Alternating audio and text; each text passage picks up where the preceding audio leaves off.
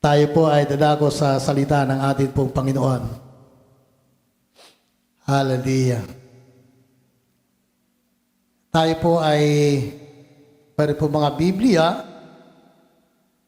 Buksan po natin sa aklat po ng Deuteronomy.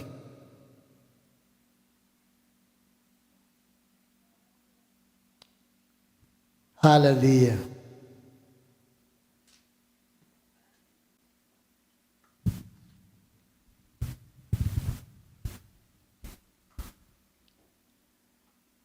Deuteronomy chapter 10.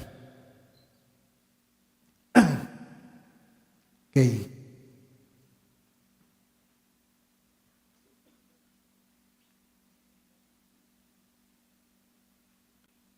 Sabi po dito sa verse 12,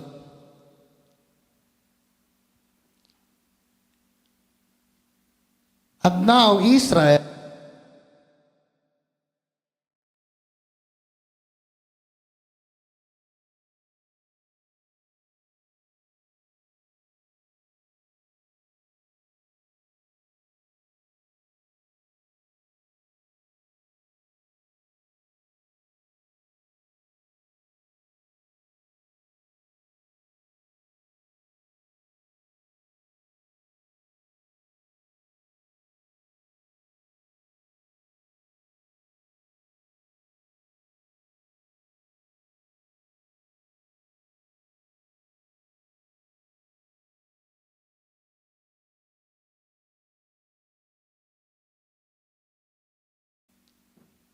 Amen.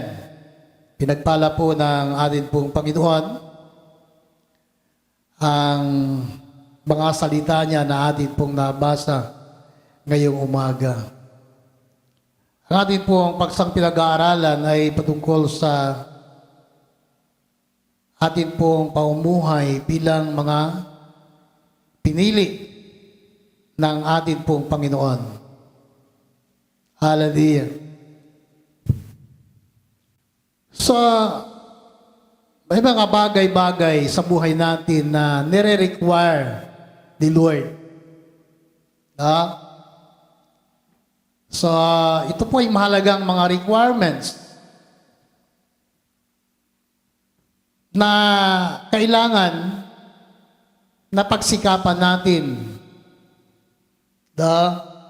Nang sa gayon, hindi masayang lahat ng ating mga pinagpagalan sa atin pong Panginoon. Amen? Kasi nga, ang pinakamahalaga sa lahat, hallelujah, sa buhay natin ay yung atin pong pamumuhay sa harap ng Diyos. Amen po ba?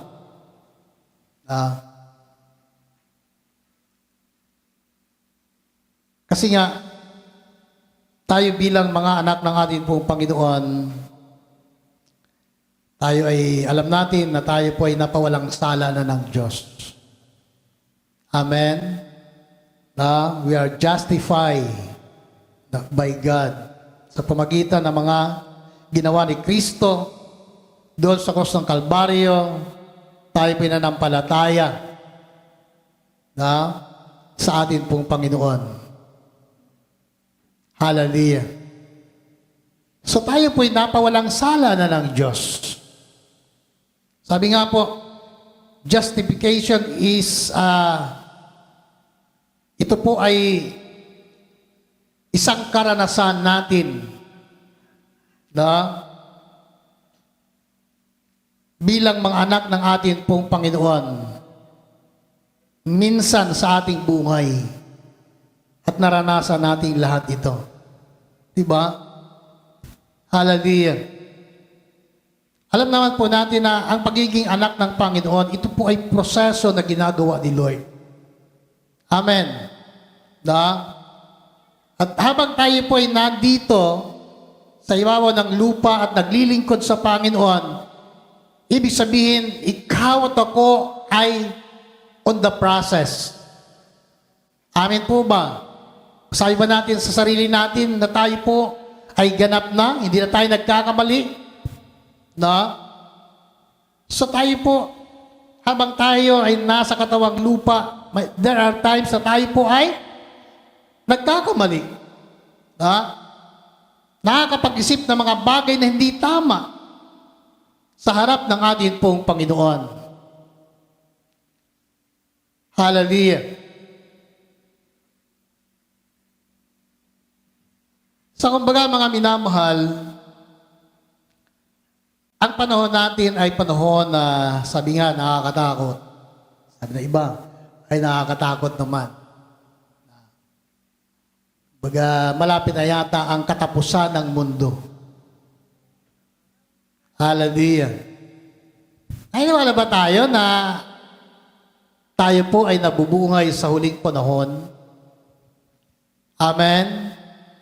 Amen. Yung iba ayaw, iba hindi. Kasi nga, para baga, siyempre ang nakikita natin, normal lang yung mga nangyayari.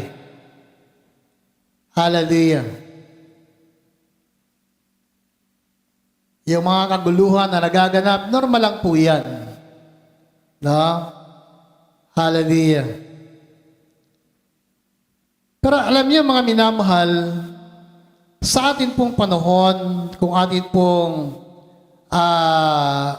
naobserbahan yung mga kaganapan, ay patunay lamang na totoo kung ano ang nakasaad sa Biblia patungkol sa mga kaganapan sa huling araw, yun po yung nagaganap. Diba? Hallelujah.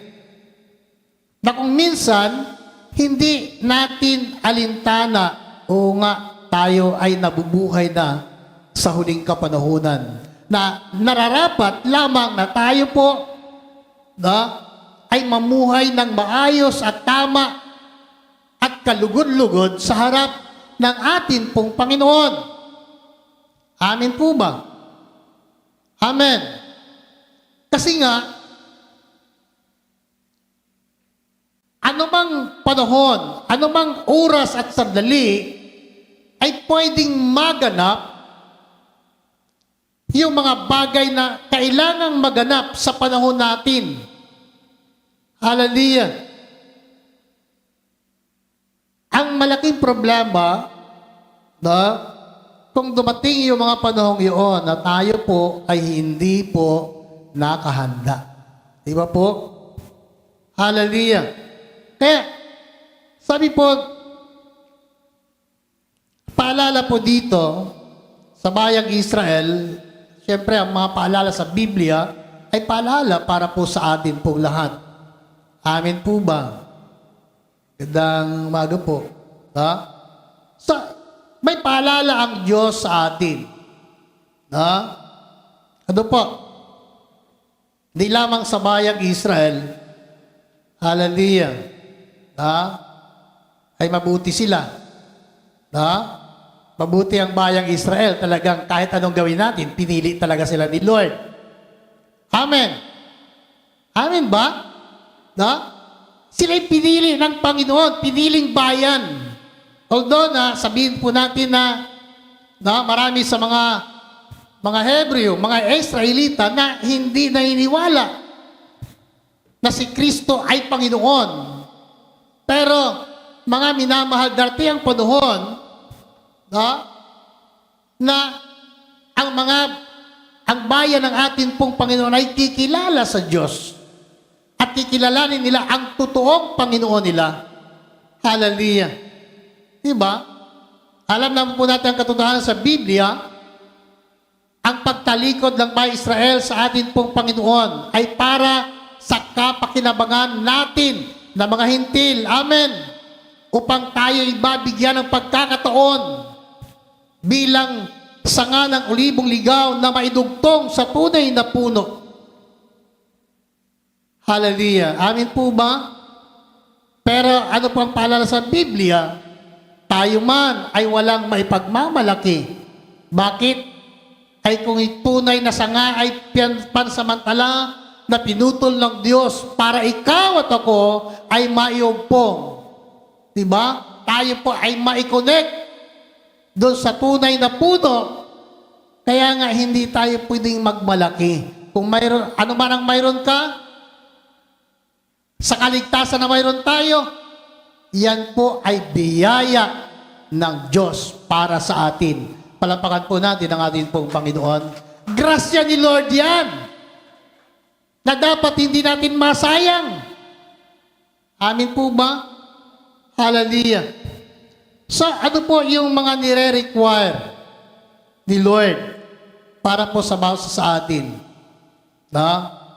Hallelujah. Sabi niya, what does the Lord, your God, require of you? Hallelujah. Na? Sabi niya, He requires only that you fear the Lord your God. Magkaroon po tayo ng takot sa Diyos. Amin po. Mahalaga po ang mga bagay na ito. Alam niyo, pag ang tao ay may takot sa Diyos, kumbaga, ang mga bagay na dumarating sa buhay natin, bigyan tayo ng ating pong Panginoon ng kakayanan para i-discern kung ano yung tama at mali. Amen? Kung ano yung mabuti para sa iyo o masama. Diba? Kasi, alam naman natin yun, binigyan tayo ni Lord ng paningin.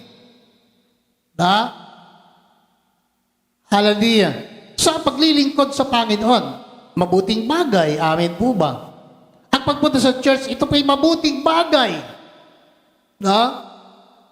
Ang pananalangin ay isang mabuting bagay. Amen. Ang pagbabasa ng salita ng ating pong Panginoon ay bagay na mabuti at kapakipakinabang para sa atin na mga anak ng ating pong Panginoon. Amen po ba? Pero bakit? Bakit hindi natin magawa? Diba? Mayroon tayo mga Biblia. Yan. Mayroon tayong mga Biblia doon. Pakiabutan yung ating mga bisita ng Bible. Doon, may Bible doon. Kahit hindi atin, ibigay nyo na. May pastor na kinukuha yung isang kahon, ay hindi naman kinuha. May kahon dyan na may bawas. Ano po? Bigyan natin ng Bible yung mga bisita natin. Ano po? Hallelujah. Yan po ay libre. Na walang bayad. Amen. Ang salita ng Diyos ay walang bayad. Amen. Palapad po natin ang ating pong Panginoon. Hallelujah. Alam niyo mga minamahal, unang bagay na nais ng ating pong Panginoon, nais ni Yahweh na makita sa bayang Israel, magkaroon sila ng takot sa Diyos. Siyempre tayo rin, bilang iglesia, bilang mga mananampalataya, mahalaga na tayo po ay magkaroon ng takot sa ating pong Panginoon. Amin po? Hallelujah. Bakit? Kung ang bayang Israel ay piniling bayan, ikaw at ako ay, ano po? Tayo po'y piniling henerasyon ng ating pong Panginoon. We are the chosen generation. Amin po ba? Naniniwala kayo doon? Hallelujah. Nasa lahi natin, ikaw at ako ay isa sa mga pinili ng ating pong Panginoon. Hallelujah. At mula sa iyo, magsisimula ang pananampalataya. At ang pananampalataya na mayroon ka, yun ang ipamamana mo. Ipamamana natin sa susunod na lahi natin. Palapakan natin ang ating pong Panginoon. Diba? So, kung may pamamana tayo, pinaka-importante, pinakamahalaga sa lahat, pananampalataya. Amen. Bakit? Kasi nga, ang pananampalataya na mayroon tayo ay pwedeng lumikha ng mga bagay na imposible. Bakit? Sapagkat ang pananampalataya natin ay ang paniniwala sa mga bagay na hindi natin nakikita. Hindi nakikita ng ating literal na mga mata. Hallelujah. Paniniwala sa mga bagay na hindi nakikita. Diba? Kaya nga, paalala dito ng Biblia na sabi ng Bible, what does the Lord your God requires of you? He requires only that you fear the Lord your God. Pangalawa, and live. Kaya nga yung pamumuhay natin sa harap ng ating pong Panginoon ay napaka-importante. Amen. Na kung mahalaga ang pagpunta sa church tuwing linggo, mahalaga yung ating pamumuhay paglabas natin ng iglesia. Amen po. No? Dito naman, okay lang. Pag alam natin ang kanta, kakanta tayo. No? Pag gusto natin pumalakpak, pumapalakpak tayo. Diba? Gusto natin sumigaw ng praise the Lord, nakakapag-praise the Lord tayo. Diba? Ang problema, pagdating natin sa labas, pagdating natin sa ating tahanan, no? Paano natin i-apply at paano natin ipamuhay ang mga salita ng atin pong Panginoon na atin pong napapakinggan? Di ba nga po sa Biblia na mayroon pong kwento patungkol sa dalawang taong nagtayo ng kanyang bahay. Ang unang tao na nagtayo ng kanyang bahay ay humukay ng malalim, at sa matibay na batong pundasyon, doon niya itinayo ang kanyang tahanan. Umula ng malakas, bumaha at bumagyo. Ngunit ang bahay ay nanatiling nakatayo. Ano po? At dito daw may ihahalin tulad ang isang taong nakikinig at isinasakatuparan ang salita na kanyang napakinggan. At ang taong ito'y may tuturing na isang taong matalino. Amen.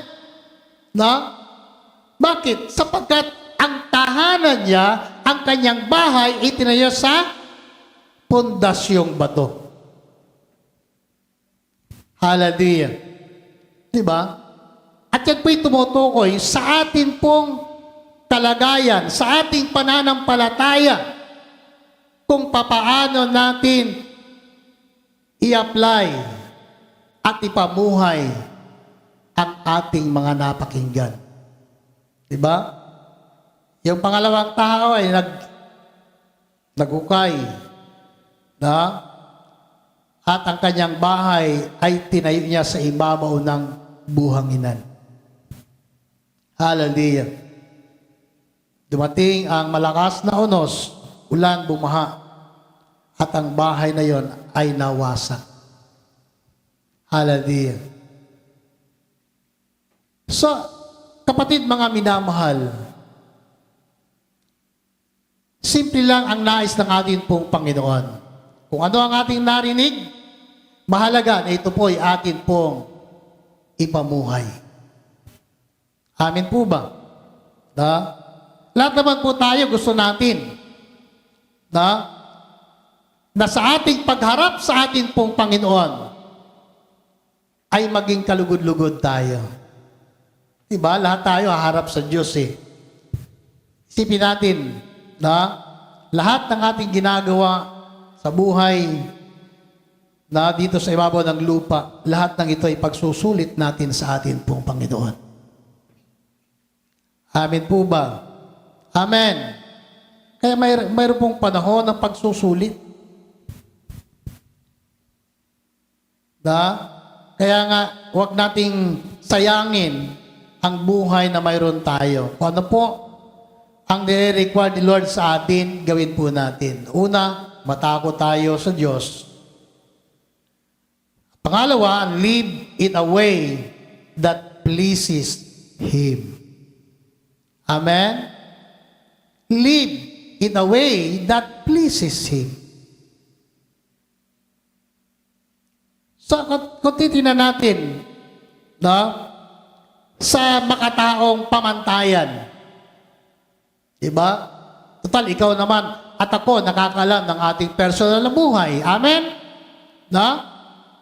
Hindi ko alam kung paano ka mamuhay. At mahirap, ako ang susukat sa isang tao. Diba? Wala tayong karapatan doon. Amen? Si Lord lang nakakaalam. Hello? Diba? Di tayo pwedeng humatol sa ating kapwa. Sabi ng Bible, judge not. Hallelujah. Pero alam ng atin pong Panginoon. Da? Hallelujah. Alam ng Diyos ang bawat sa po sa atin, ang ating kalagayan. Hallelujah. Da? At wag sanang dumating sa punto at panahon. Hallelujah. Pagka tayo po'y sinukat ng Diyos at timbangin ang ating uring pamumuhay. Hallelujah. At sasabihin ni Lord sa atin, tinimbang ka, ngunit kulang. Diba? Ginawa ng Diyos yan kay Haring Nabucodonosor. Hallelujah. Tinimbang ka, ngunit kulang.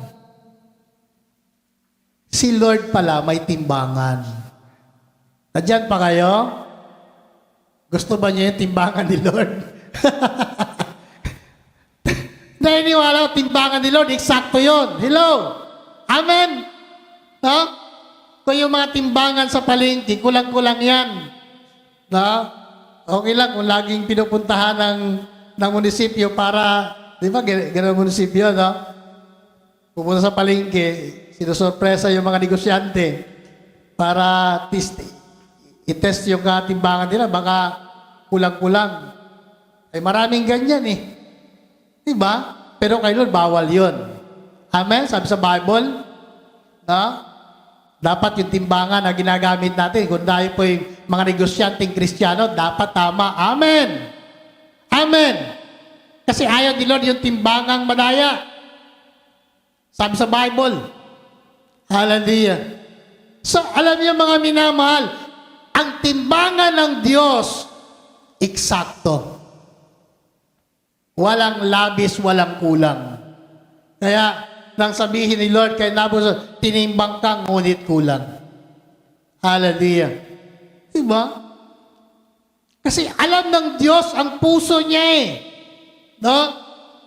Ang laman ng puso ng haring ito, mga minamahal, ay punong-puno ng pagmamalaki at pagmamataas. Bakit? No? Dahilan sa mga tagumpay na mayroon siya sa lahat ng kanyang mga nagawa. Kaya nga, yung pride niya ay talagang gano'n na lamang. Hallelujah. Diba? Kaya dumating sa panahon at punto, no? Na ang ginawa ng Diyos sa kanya hinayaan na siya ay alisin sa kanyang posisyon dahilan sa kanyang pagmamalaki sa kanyang sarili. Hallelujah.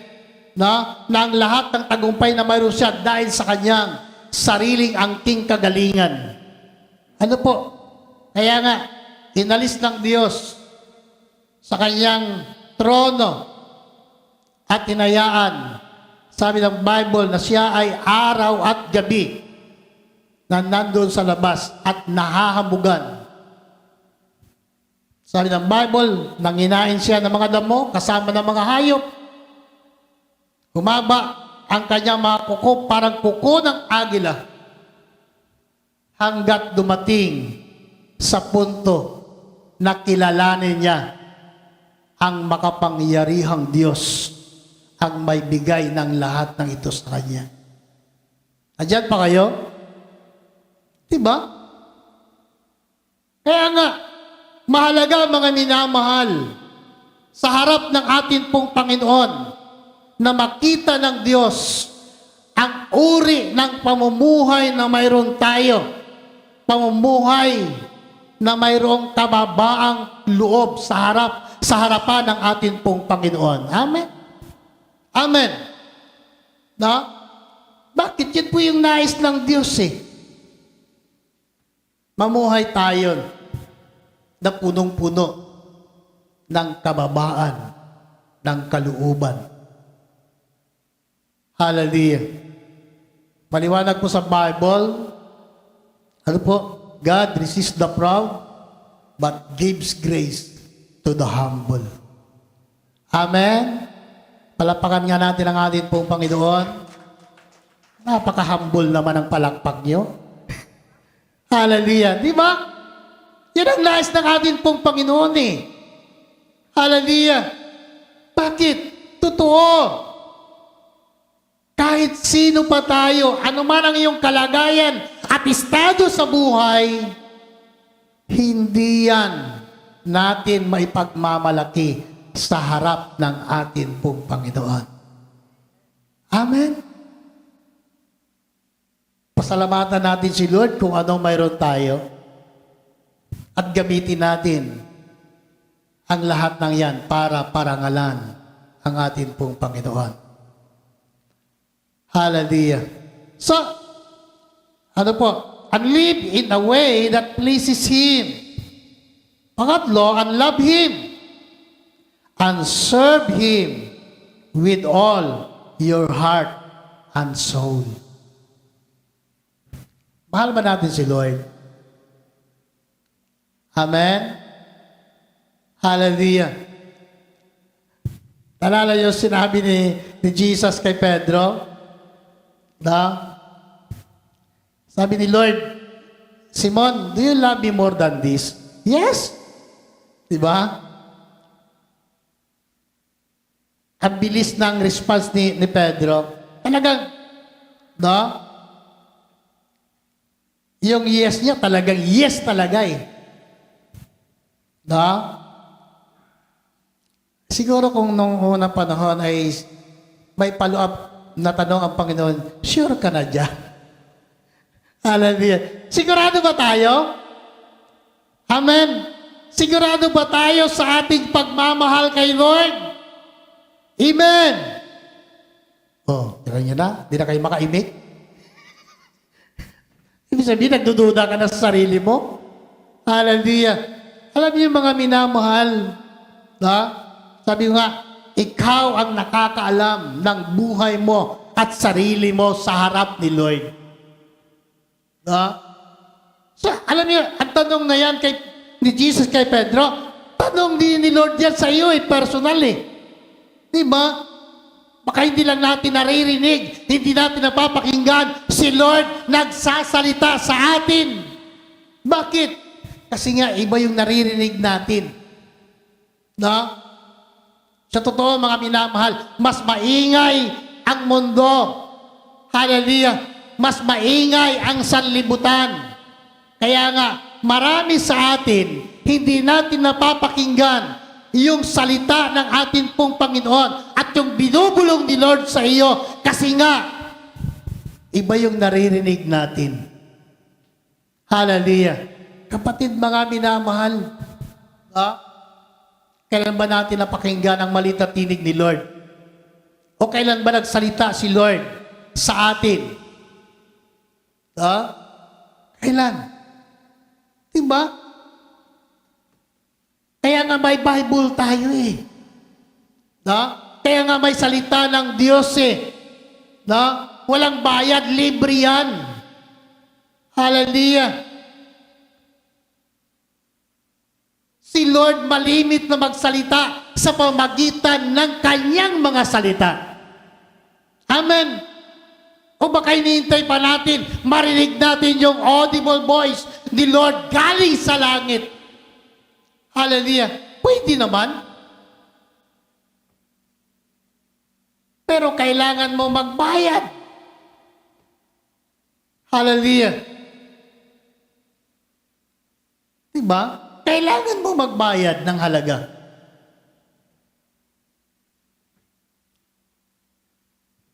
Hindi yun pera. Diba? Yung mga taong nakakarinig ng ng tinig ni Lord, sila yung mga taong nag-aayuno ng matagal, ng mahabang mga araw para lamang marinig ang tinig ng Diyos. Posible ba yun sa panahon natin? Posible. Hallelujah. Pero, kapatid mga minamahal, malimit na ang atin pong Panginoon ay nagsasalita sa pamagitan ng kanyang mga salita. Amen? Nandito na yan eh. Hallelujah. Sapat na ang Biblia para paniwalaan natin ang mga bagay na pinapaalala ni Lord sa atin kung papaano tayo mamuhay at maglingkod. Hallelujah. At ipakita ang ating pagmamahal sa atin pong Panginoon. Kaya nga, sabi ni Lord sa kanya, Simon, do you love me more than this? Diba? Kaya sabi ng Panginoon, pakanin mo ang mga batang tupa, pakanin mo yung aking mga alagang tupa. Hallelujah. Diba? Pangatlong beses na inulit ng atin pong Panginoon, Simon, do you love me more than this? Diba?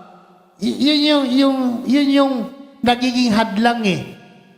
Yung mga bagay na pinagkakaabalahan natin dito sa lupa. Kaya nga sabi nila, more than this eh. Dapat yung pagmamahal natin ay higit sa kung ano ang mayroon ka. Dapat mas mataas ang iyong pagmamahal at pagpapahalaga sa mga bagay na ukol sa atin pong Panginoon. Sapagkat yun ang nakakalugod sa harap ng atin pong Diyos na pinaglilingkuran. Amen po? Hallelujah. Diba?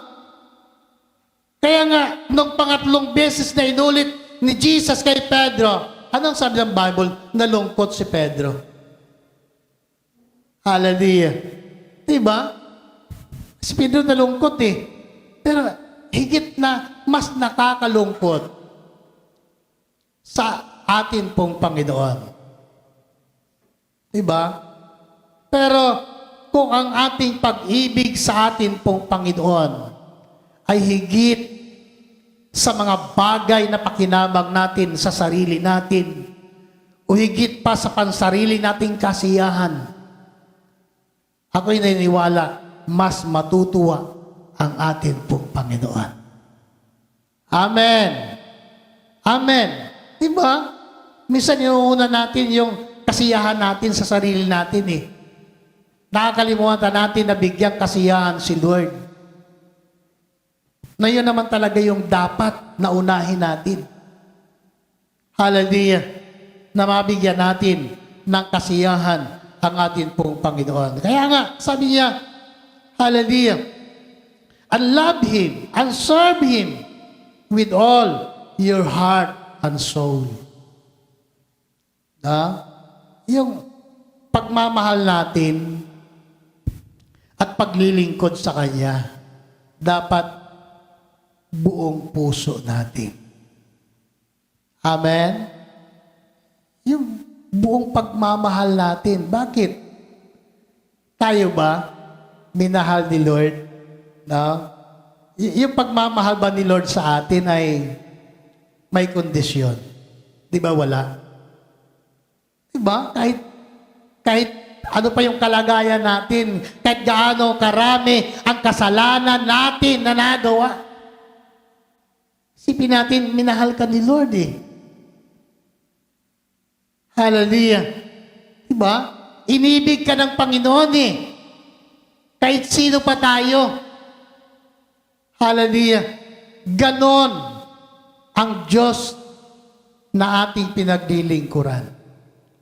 Minahal ka niya na walang kondisyon. kailangan lamang na yung pagmamahal ni Lord ay masuklian natin ng pagmamahal ng buong puso at kaluluwa. Hallelujah. Kaya nga, sa kalagayan po natin, mahalaga na makita ng atin pong Panginoon na ikaw at ako bilang kanyang mga anak, yung uri ng pamumuhay na nakabatay sa salita ng ating Panginoon. Amen? Ito yung batayan natin na salita ng Diyos. Hallelujah. Nang sa gayon ay ikaw at ako'y makaiwas sa lahat ng uri ng mga pagkakamali at pagkakasala. Hallelujah. Diba? Kasi nga ayaw ng atin pong Panginoon na tayo ay mapahamak pagdating po ng panahon. Kaya nga, in-encourage ko ang bawat isa, mamuhay tayo at maglingkod na may katapatan sa harap ng ating pong Panginoon. Amen. Yan po yung pinaka-importanting katangian dapat mayroon ang mga anak ng Diyos. Hallelujah. Palapakan po natin ang ating pong Panginoon. Tayo po ay saglit na yumuko, tayo po ay mananalangin. Glory, glory to God. Hallelujah. Praise the Lord. Purihin ka dakilang Diyos. Ngayong umaga, Panginoon, kami po ay nagpapasalamat sapagkat kami binigyan mo ng pagkakataon at may bilang sa mga taong pinili mo. Hallelujah. Lord, salamat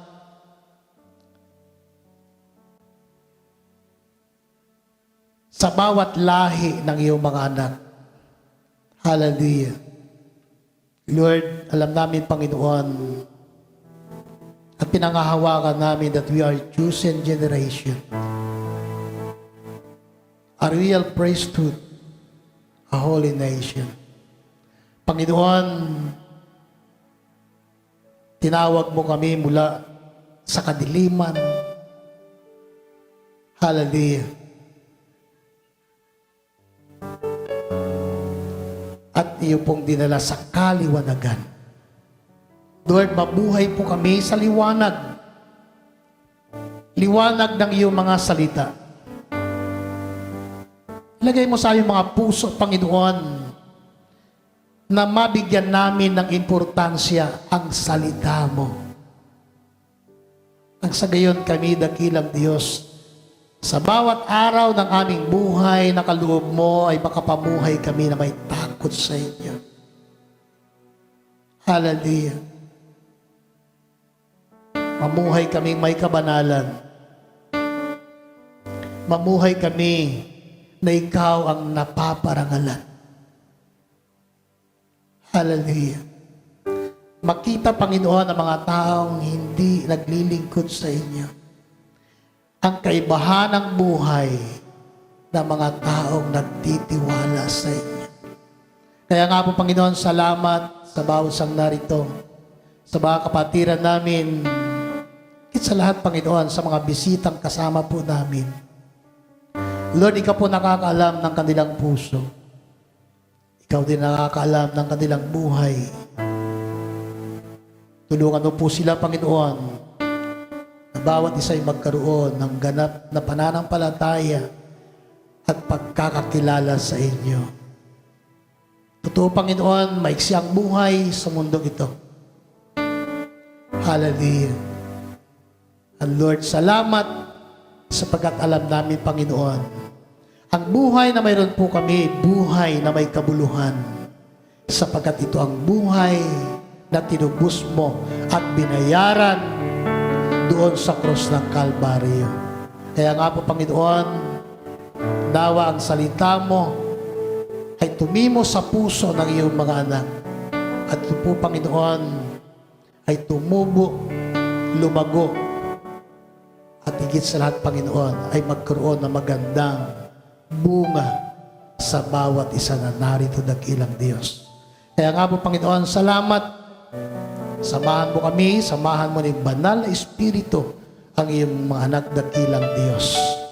Kalugdan mo ang aming buhay, maging pagpapala, Panginoon, ang bawat isa sa mga tao na kapalibot sa amin. Pagpalain mo ang aming sunod na gawain sa pangalan ni Jesus, tawing panalangin. Amen and Amen. Praise the Lord.